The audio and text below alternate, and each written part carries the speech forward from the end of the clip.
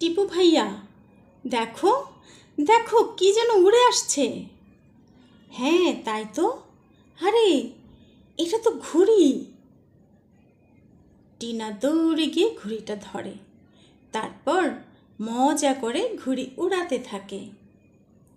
একটু পরেই ওপাড়ার অভি দৌড়ে আসে, বলে, এই ঘুড়িটা আমার, আমাদের মাঠে উড়াচ্ছিলাম, সুতো কেটে ঘুড়িটা এদিকে এসে পড়েছে। টিনা মন খারাপ করে বলে, না না, ওই ঘুড়িটা আমার, এটা আমি কুড়িয়ে পেয়েছি। অভি কেঁদে ফেলে।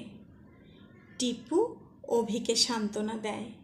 টিপু বলে, টিনা, অন্যের জিনিসের প্রতি লোভ করতে হয় না, অভির ঘুড়িটা দিয়ে দাও, আমরা কাল বাড়ি ফেরার সময় রঙিন কাগজ, নাটাই আর সুতো কিনে আনবো।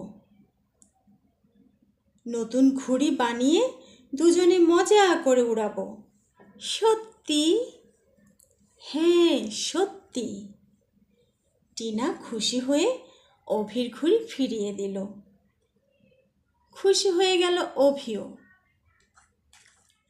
এই গল্পের মূল ভাব, এই গল্পের মূল বিষয় হলো মিলেমিশে থাকা, ভ্রাতৃত্ববোধ এবং অন্যের জিনিসের প্রতি লোভ না করা।